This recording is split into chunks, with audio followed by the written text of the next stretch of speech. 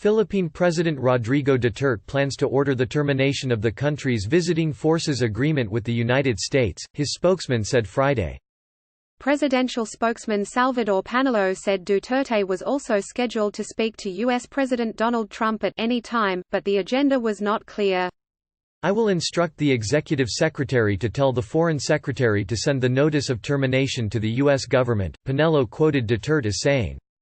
It was not clear when the notice would be sent. Last month, the president threatened to end the 1999 Visiting Forces Agreement (VFA) after the U.S. government canceled a tourist visa issued to Senator Ronald De La Rosa, the former national police chief and close political ally of Duterte. "I'm warning you, if you won't do the correction on this, I will terminate the Visiting Forces Agreement. I'll end that son of a b*********, the brash-speaking Duterte said in a January 23 speech. De La Rosa implemented Duterte's crackdown against illegal drugs, which has left thousands of suspected drug users dead. The agreement provided a framework for the temporary entry of U.S. troops to the Philippines for joint training exercises with Filipino forces.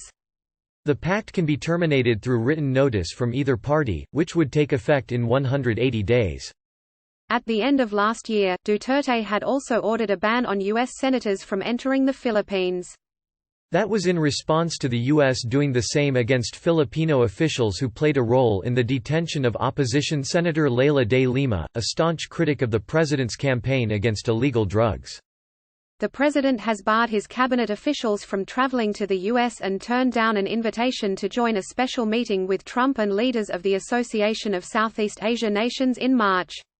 A separate defense pact subsequently signed by the Allies in 2014, the Enhanced Defense Cooperation Agreement, allowed the extended stay of U.S. forces and authorized them to build and maintain barracks and warehouses and store defense equipment and weapons inside 5 designated Philippine military camps.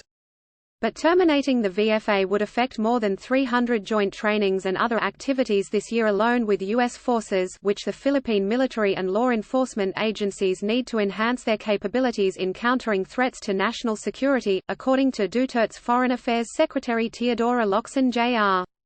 The U.S. provided more than $550 million in security assistance to the Philippines from 2016 to 2019, Locsin said, adding that there may be a chilling effect on our economic relations if the Philippines draws down its security alliance with Washington.